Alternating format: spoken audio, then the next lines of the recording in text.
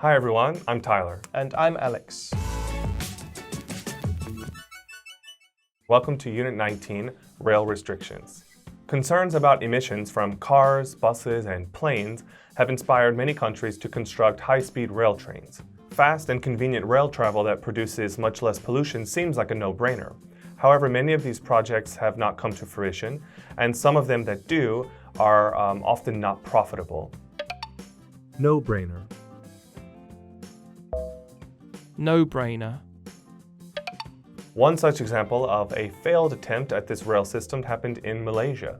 The proposed rail line would have linked Kuala Lumpur with other cities along the coast before reaching its terminus in Singapore. Terminus. Terminus.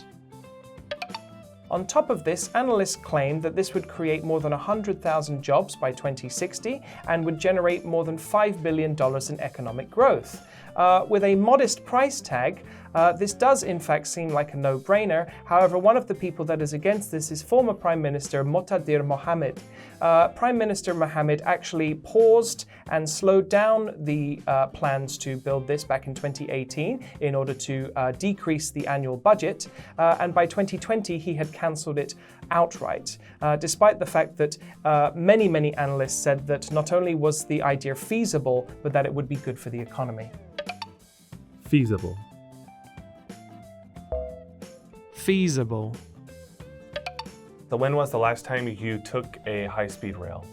That's a good question, actually. It's been a while, but I have been on a number of high-speed rail trains, including Korea's KTX, which is very good, the Shinkansen in Japan, and I think it's called the G train in China, which might be the nicest train I've ever been on. It was like being on an airplane, but without that pressure feeling, that cabin pressure feeling. What about you? The last one I can remember was when my parents visited a couple years ago in South Korea. We took the ITX or KTX, which by car that trip would have taken 3 to 4 hours, but on the high-speed rail it just took 1 hour. Nice. Yeah. Speaking of emissions, how bad is the air pollution in the area where you live? It's pretty bad, unfortunately.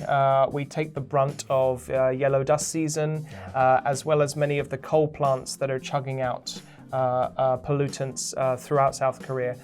So unfortunately, it seems to be getting gradually worse every year. If I look out my window in the morning and I can't see the mountain nearby, then that usually means the dust is pretty bad. That'll do for the preview for this unit. We'll see you guys back for the review.